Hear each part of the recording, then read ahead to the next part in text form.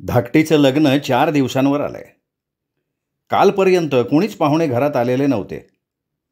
मी, हे आणि धाकटी अशी तिघच होतो. तशी लग्नाची आमंत्रणाची पत्र सगळ्यांना गेली होतीच, पण प्रत्येकाचं काही ना काही कारण निघालं आणि सगळे आदल्या दिवशी येत असल्याचंच पत्र आलं. बाकी नातेवाईकांची गोष्ट सोडा, पण साधना, संध्या यांनी तरी आपल्या सख्ख्या धाकट्या बहिणीचं लग्न म्हणून आधी नको होतं का यायला? आईला काही मदत करावी असं त्यांना नको होतं का वाटायला? पण यांनी जेव्हा लग्न ठरल्याचं पत्र लिहिलं तेव्हा पहिलं उत्तर आलं साधनाचं. पोस्टमननं पत्र टाकलं तेव्हा मी ओटा आवरत होते. हे बाहेर गेले होते. धाकटी घरातच होती. ती घाईघाईने आत आली आणि म्हणाली, "आई, साधनाचं पत्र आलंय." "हो का ग? केव्हा येतेय? बरं होईल ग बाई, मला मदत तरी होईल." एव्हाना धाकटीनं पत्र वाचलंही होतं. मला थांबवत ती म्हणाली, "मदत कसली होतीये तिची?" "का ग, काय म्हणतेय ती?" "आई ग, साधना म्हणतेय की हे म्हणतात की सगळं तर कंत्राट दिलेलं आहे, मग मदत कसली करायची आहे? त्यापेक्षा लग्नानंतर 4 दिवस राहा, आराम कर चांगला आईकडे राहून. हे म्हणतात, जाऊ दे. मला सांगू नकोस काही. तिला म्हणावं ऐनवेळी ये पाहुण्यासारखी." धाकटी ही हिरमुसली. तिची काही किरकोळ खरेदी राहिली होती. बॅग भरायची होती. साधना आणि संध्या आल्या की त्यांच्या विचारानं कामं करायची असं तिने ठरवलं होतं आणि आता साधनाचं तर हे असं पत्र आलं. पण धाकटी तशी समजूतदार. क्षणात सावरली, हसून म्हणाली, "बरं झालं आई, साधना नंतर राहणार आहे ना, तेच बरं आहे. नाहीतरी तुला एकटीला नंतर करमलं नसतंच ना गं." आणि बोलता बोलता डोळे भरून येऊन ती झटकन बाहेरच्या खोलीत निघून गेली. दुसऱ्याच दिवशी संध्याचं पत्र आलं. ते माझ्या हातात पडलं. "प्रिय सौ आई, धाकटीचं लग्न ठरल्याचं पत्र आलं आणि इतका आनंद झाला म्हणून सांगू, कधी एकदा तिकडे येतेय असं झालंय मला. पण आई ग, बाबांनी लिहिलंय मदती करता आधी ये." "आई, अगं आम्हाला आमच्या सासरी सासूरवाशीण म्हणून काम करावंच लागतं ना, आणि माहेरी यायचं तेही मदती करता. काय ग हे? आम्हाला नाही वाटत कधी आराम करावासा? आणि आई, मला वाटलं होतं बाबांनी पत्रात जावयांना ज्येष्ठ जावयाच्या पूजेचं काय हवं असं विचारलं असेल, तर त्याचा काही उल्लेखच नाही आहे. हे बघ, माझ्या लग्नात साधनाचा आणि वसंतरावांचा मान राखला गेला होता. आता धाकटीच्या लग्नात आमचा नंबर आहे. आणि हे मला..." पुढचं पत्र मी वाचलंच नाही. काय वाचायचंय? दोघीत असल्यात स्वार्थी मुली. मुलींची ही तऱ्हा, मग मुलावर काय सत्ता चालवणार? कारण मुली जावयाच्या ताब्यात आणि मुलगा सुनेच्या. तरीही पत्र तर टाकायला हवं. त्याला रीतसर सगळं कळवायला हवं. यांनी पत्र टाकलं. आता बघायचं तो काय निमित्त सांगतोय. 2 दिवसांनी सुरेशचं पत्र आलं. त्याला आणि सोनबाईला मदतीला येण्याची इच्छा होती. तो रजाही घेणार होता. त्यांनी पुढे लिहिलं होतं, "बाबांनी मदतीकरता लवकर या असं लिहिलं आहे. त्याप्रमाणे मी आणि सौ सुधा येणार होतो, पण कालच सुधाच्या आई आल्या होत्या. त्यांचं म्हणणं की पिंटू आणि मिंटू दोघंही लहान आहेत. त्यांच्या मागे धावण्यात तुमची मदत ती कसली होणार? त्यापेक्षा तुम्ही न गेल्यानं खरी मदत होईल. तुम्ही ऐनवेळी जा." "आई, मलाही सासूबाईंचं म्हणणं बरोबरसं वाटतं. तेव्हा आम्ही दोघं फार आधी काही येणार नाही." सुरेशचं पत्र वाचलं आणि अंगाचा अगदी तिळपापड झाला. म्हणजे स्वतःच्या आईपेक्षा हिची आई काय म्हणाली ते महत्त्वाचं. आपलीच मुलं, पण सगळी व्यवहारी, अप्पलपोटी. तिघांपैकी एकालाही असं नाही वाटलं की घरात एवढं कार्य आहे, एकटे आई बाबा काय काय करणार. देणीघेणी, खरेदी, निमंत्रणं कमी का गोष्टी आहेत? आम्ही दोघं किती पुरे पडणार? पण ह्या कोणाला सुद्धा असं नाही वाटू की आमची ही वयं मोठी झाली आहेत, आम्ही थकलेलो आहोत. का आईबाबांनी कधी थकायचं नसतंच. आणि आईबाबांचं राहू दे, पण निदान धाकटी करता तरी यांना प्रेम वाटायला नको? ती पोर इतकी लाघवी आहे की कधी एका शब्दानंही कोणाला दुखावणार नाही. नेहमी हसतमुख, कामाला नेहमी तयार. बहिणी आणि भावजय असा भेद नाही. तिच्या जीवावर तर ह्या सगळ्या कायम नाटक, सिनेमा बघणं, खरेदी करणं, फिरणं ह्या गोष्टी करत आल्या. तिकीटं काढण्याचं कामही तिचंच. ह्या आपापल्या घरी जायच्या म्हटल्या की त्यांच्या बॅगा भरण्याचं कामही तिचंच. आपली पोरं हिच्याजवळ सोडली की ह्या गाव हुंदळायला मोकळ्या. आपलं कॉलेज, क्लासेस, मैत्रिणी सगळं सांभाळून धाकटी बहिणींना, भावाला, भावजईला मदत करायला एका पायावर तयार. आणि ह्या सगळ्याचं फळ काय? तर कोणालाही तिच्या लग्नाकरता 8 दिवससुद्धा देता येत नाहीत. सबंध दिवस मनाशी धुसफूस करण्यात घालवला. मुलांचा राग येण्याऐवजी मला स्वतःचा राग येत होता की माझी म्हणून आयुष्यभर या मुलांवर मी जीव लावून बसले. संध्याकाळी यांना पत्र दाखवलं तेव्हा हे म्हणाले, मला वाटलंच होतं ग असं पत्र येईल म्हणून. ठीक आहे, ज्याची त्याची मर्जी. पण बघ, कोणी मदतीला येवो न येवो, आपल्या संसारातलं हे शेवटचं कार्य आहे. आपणच ठाम उभं राहायला हवं. अगं, मुलं तरी आपली असतात का? चल, आजची कामं काय काय झाली, काय राहिली ते बोल. मलाच माझी लाज वाटली. मनाला आलेला उदासपणा मी झटकन मागे सारला आणि कामाची यादी काढली. दिवस धावपळीत केव्हाच उलटले. म्हणता म्हणता धाकटीचं लग्न 4 दिवसांवर आलं.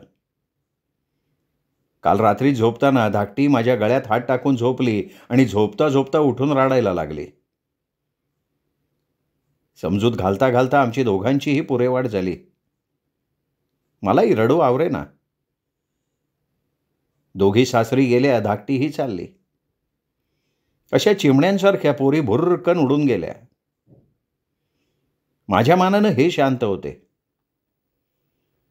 धाकटीला त्यांनी जवळ घेतलं, थोपटलं आणि म्हणाले, झोप बरं आता. का लहानपणासारखी काऊचिवची गोष्ट सांगू?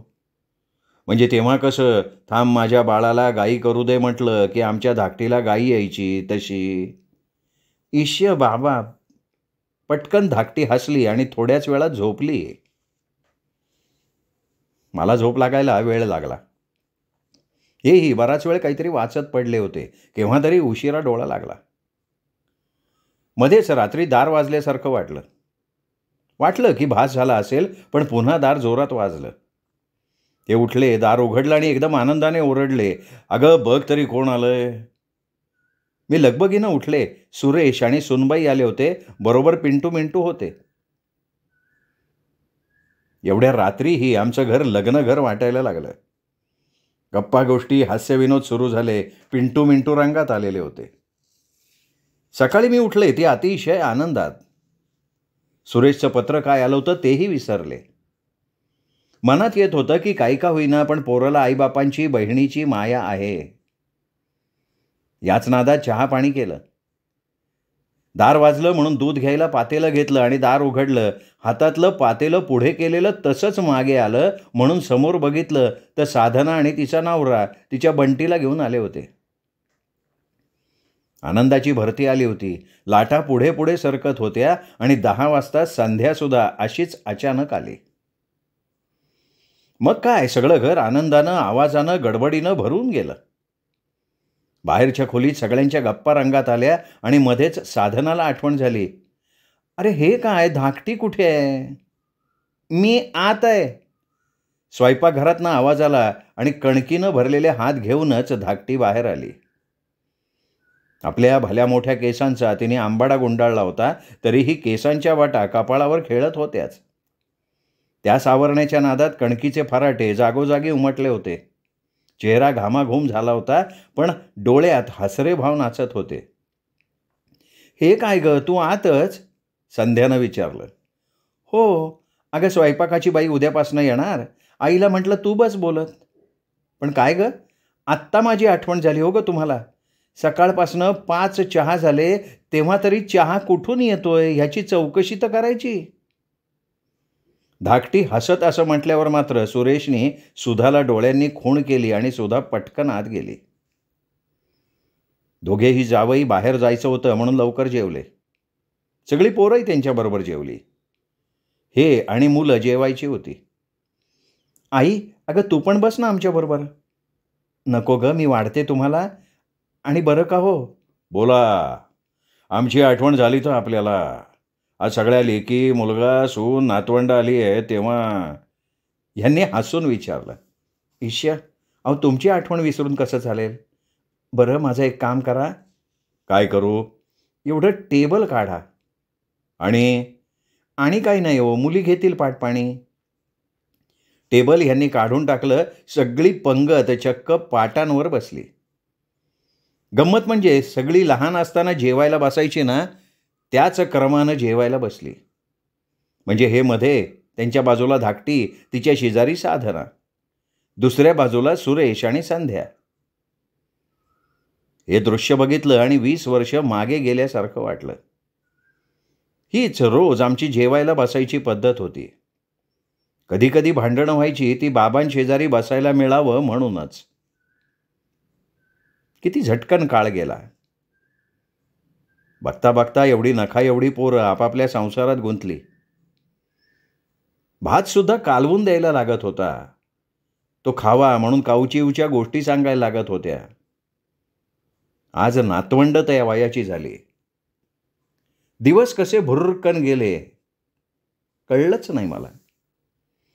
हेही जेवता जेवता मध्येच म्हणाले, किती दिवसांनी असे सगळे जेवतोय आपण, नाही का. हो ना, फक्त सुधा तेवढी त्या वेळेपेक्षा वेगळी आहे. साधनानं पुस्ती जोडली. माझं लक्ष सहज सुधाकडे गेलं. तिचा चेहरा मला गंभीर वाटला. मी पाहिल्यावर ती मला म्हणाली, धाकटीला काय काय द्यायचं ठरलं. मला तिचा प्रश्न आवडला नाही.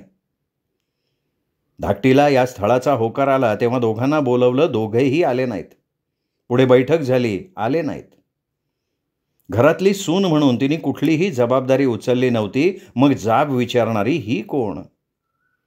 काय कारण हिने हा प्रश्न विचारण्याचं. पण मी मनातले विचार झटकन आवरले आणि तिला सांगितलं, त्यांनी काहीच नाही मागितलं. आम्हीच 10 तोळे सोनं आणि दोन्ही बाजूचा खर्च करायचं ठरवलंय. 10 तोळे. हातात घास तसाच ठेवून सुधानं विचारलं. सुरेश अजूनही खाली मान घालून जेवत होता. हो, 10 तोळे घालायचं आम्ही ठरवलेलंच होतं. कमाल आहे. अहो सोन्याचा भाव आज काय आहे आणि तुम्ही 10 तोळे सोनं घालताय. सुधाच्या ह्या बोलण्यावर ह्यांनी तिला थांबवलं आणि विचारलं, तू हे का विचारतेस. म्हणजे काय, मी या घरातली कोणीच नाही आहे. सुधाचा हा पवित्र आम्हाला नवीन होता. मी आश्चर्यानं पाहत राहिले. आहेस ना, निश्चितच आहेस. पण ते केवळ आम्हाला जाब विचारण्याकरता का. अगं धाकटीच्या लग्नात मी तुम्हाला एक पै तरी मागितली आहे का. मग तुला काय दिलं काय घेतलं हे विचारायचं कारणच काय. यांचा आवाज चढला. सुरेशनं यांना जाऊ दे म्हणून गप्प बसवायचा प्रयत्न केला. यांनी पाण्याचं भांडं तोंडाला लावलं. एक क्षणभर शांतता पसरली. पण सुधा ती शांतता टिकवणार नव्हती. तरी माझी आई ह्यांना म्हणालीच की तुमचे आई वडील सगळं लेकींना देऊन टाकतील, तुम्हाला गुंजभर सुद्धा सोनं मिळायचं नाही. हे बघ सुधा, अगं तुझ्या लग्नात तुला आम्ही सोनं घातलं होतं. तुझ्या माहेरून एक तोळाभर सुद्धा सोनं आलेलं नाही आहे. माझ्या माहेरचं नाव काढू नका. का काढू नको ग. हां. पण मी बोलायची थांबले कारण धाकटी जेवताना पानावरनं उठून गेली. 5च मिनिटापूर्वी सगळ्यांना जेवायला बसलेलं बघून मला पूर्वीचं सुंदर घरकुलाचं चित्र आठवलं होतं. त्या सुंदर चित्राला जणू माझीच दृष्ट लागली.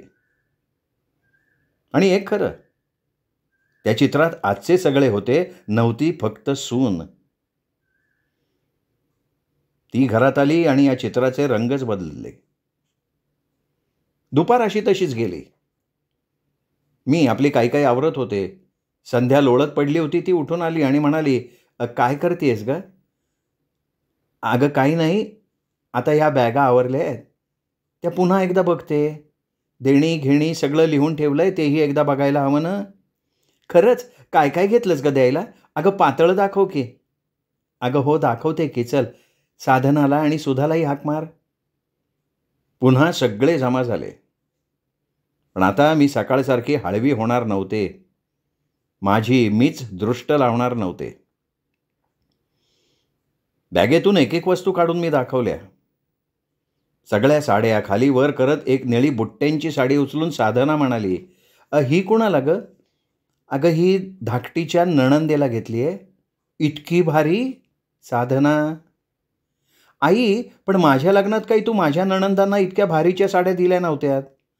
त्या अजून टोमणे मारतात मला त्याच्यावरनं. साधना, अगं तुझ्या 5 नणंदा, धाकटीला एकच नणंद आहे. मग म्हणून काय झालं? आणि साधना बोलता बोलता थांबली. आणि काय? आई पुढच्या वर्षी बाबा रिटायर होणार. केवढा हा खर्च? काय जरूर होती एवढ्याला करायची? जाऊ दे ना साधना, काही बोलू नको. आईचं न धाकटीवर जास्तच प्रेम आहे. आता संध्या मैदानात उतरली. अहो, हे बाहेरून आत आले. काय ग? सकाळी सुनेला तोंड दिलं, आता तुम्ही माझं नाव घेऊ नका मध्ये.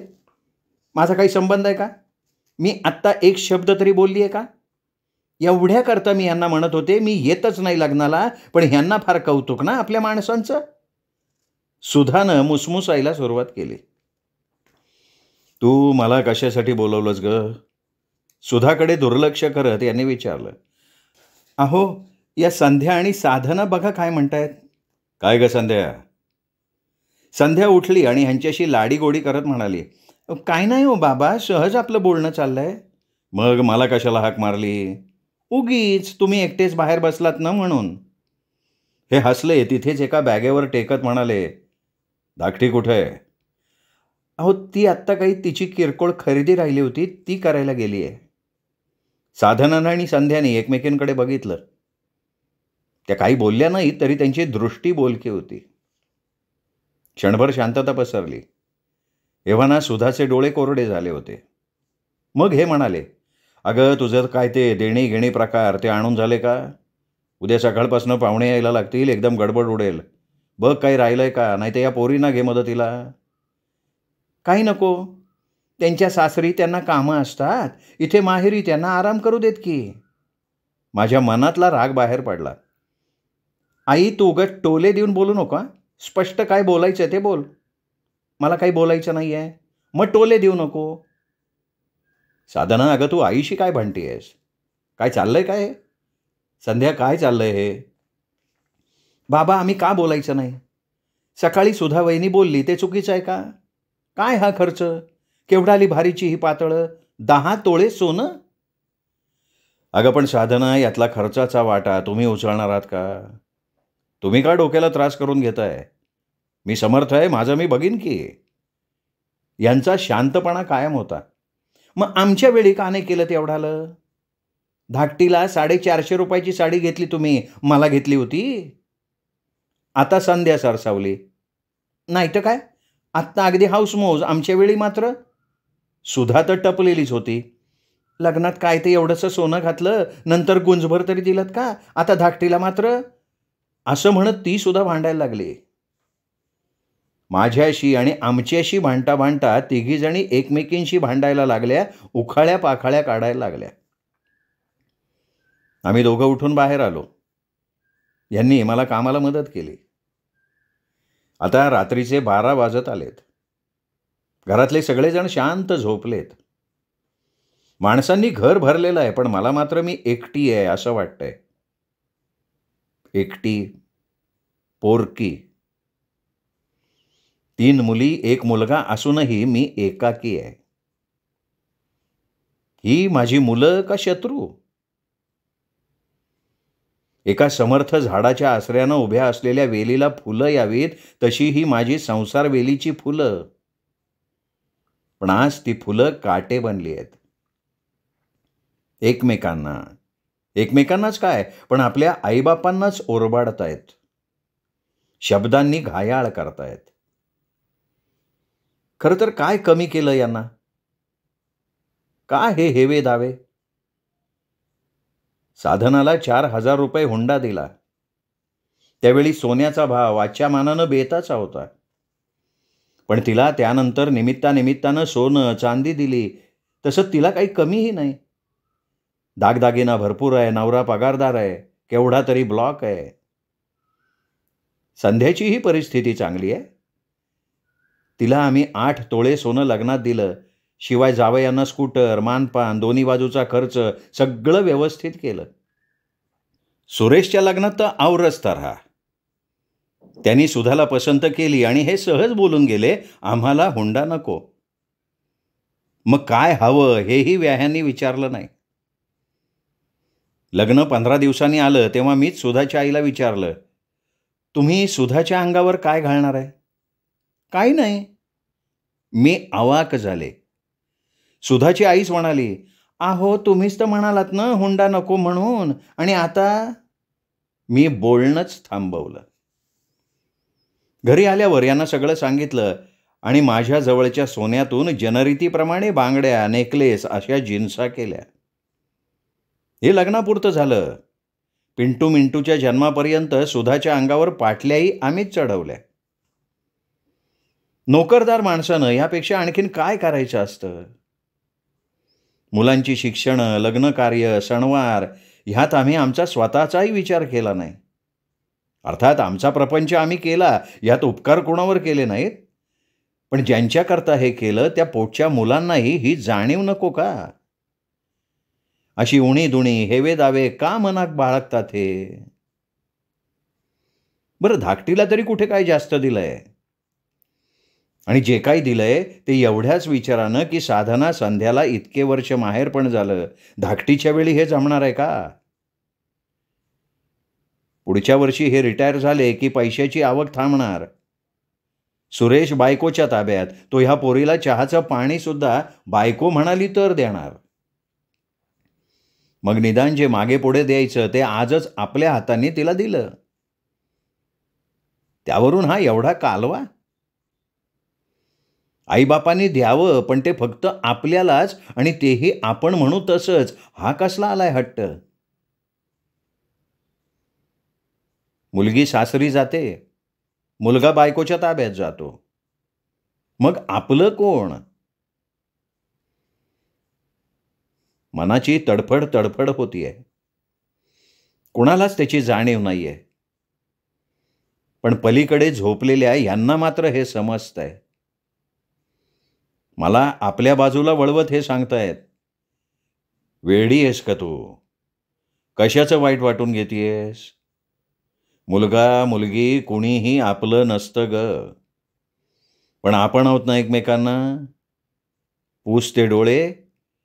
आणि आणखीन काही वर्षांनी धाकटी सुद्धा कशा कशाचे जाब विचारेल तेही ऐकायची तयारी ठेव. श्रोते हो, दीपक रेगे कथाकथन चॅनलवर तुम्ही ऐकत होतात विनीता ऐनापुरे लिखित धाकटीचे लग्न ही कथा. कथा कशी वाटली हे कमेंट करून कळवा. कथा आवडलीच असणार आहे, त्यामुळे हा व्हिडिओ लाईक करा. ही कथा आपल्या मित्रपरिवारात, नातेवाईकात, सोशल मीडियावर शेअर करा. आणि हो, चॅनल सबस्क्राईब करायचं राहून गेला असेल तर प्लीज आत्ता वरती जो माझा फोटो दिसतोय या फोटोला क्लिक करा आणि चॅनल सबस्क्राईब करा. एवढीच विनंती करतो आणि थांबतो. पुन्हा भेटूया दीपक रेगे कथाकथन चॅनलवर अशाच उत्तम कथेसह. तोपर्यंत नमस्कार.